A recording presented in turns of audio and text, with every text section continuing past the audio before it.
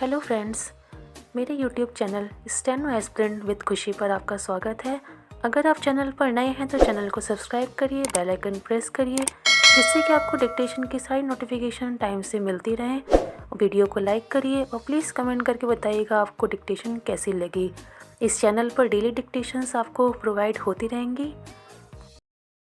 Ready, start. किसी भी देश और समाज में अपराधों पर काबू पाने की कड़ी व्यवस्था के बावजूद अगर आपराधिक घटनाओं पर लगाम नहीं लग पाती तो यह सरकार और तंत्र की नाकामी का ही सबूत है। मगर इसमें भी अगर बच्चों के खिलाफ न सिर्फ अपराध की घटनाएं लगातार जारी हों बल्कि उनमें न्याय मिलने की दर भी काफ़ी धीमी हो तो यह एक बेहद अफसोसनाक स्थिति है। हमारे देश में बच्चों के बहुस्तरीय उत्पीड़न और उनके यौन शोषण जैसे अपराधों की रोकथाम में जब पहले के कानूनी प्रावधान नाकाफी साबित हुए तब पॉक्सो यानी यौन अपराधों से बच्चों का संरक्षण अधिनियम जैसी विशेष व्यवस्था की गई। मगर आज भी हालत यह है कि इस कानून के तहत परिभाषित अपराधों के शिकार बहुत सारे बच्चे और उनके परिजन इंसाफ के आस में बैठे हैं। सवाल है कि बच्चों को जघन्य अपराधों से बचाने और न्याय दिलाने के लिए विशेष तंत्र गठित किए जाने के बावजूद ऐसे मामलों की सुनवाई या इस पर फैसला आने की रफ्तार इस कदर धीमी क्यों है। गौरतलब है कि हाल में संसद में सरकार ने यह जानकारी दी है कि देश भर में बच्चों के खिलाफ अपराध की धाराओं के तहत दर्ज 50,000 से ज़्यादा मामलों में बच्चों को न्याय का इंतजार है। ये वे मामले हैं जो 1 साल के भीतर दर्ज किए गए हैं, जहां कम से कम दर्ज मामलों को ही निर्धारित या फिर जल्दी निपटाने और न्याय की व्यवस्था होनी चाहिए थी।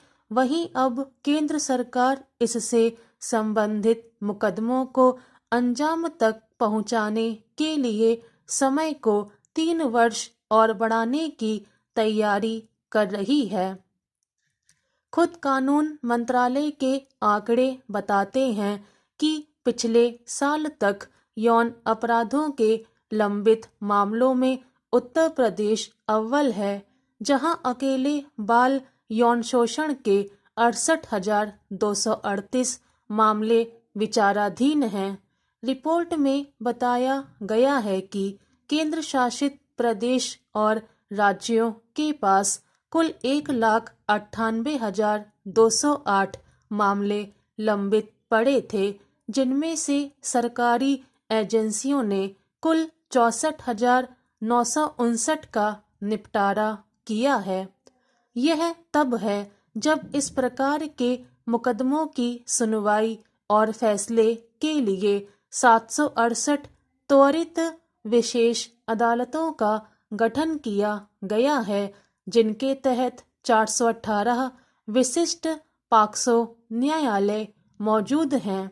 यही नहीं, पॉक्सो के तहत दर्ज मामले में त्वरित सुनवाई और सजा दिलाने के लिए 2 महीने की समय सीमा भी तय की गई है।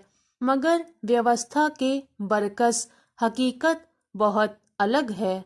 यह छिपा नहीं है कि यौन शोषण और इस प्रकृति के अन्य उत्पीड़न के लिहाज से बच्चे हर जगह और हर वक्त किस स्तर के जोखिम से गुजरते हैं।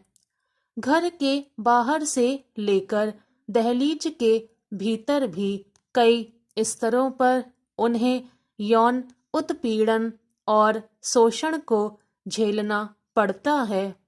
सामाजिक आग्रह और सोचने समझने के सलीके इस कदर तंगनजरी के शिकार हैं कि कई बार आरोपी व्यक्ति के अपने परिवार या पड़ोसी होने की वजह से मामलों को दबा दिया जाता है।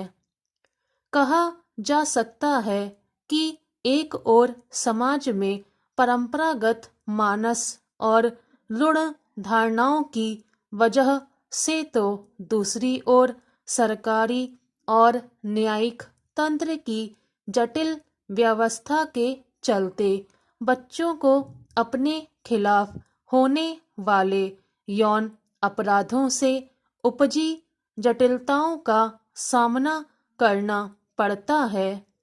यह ध्यान रखने की जरूरत है कि शोषण के चक्र में पिसते और इंसाफ से वंचित बच्चों से जैसी पीढ़ी तैयार होगी वह किसी भी समाज और देश के हित में नहीं होगी।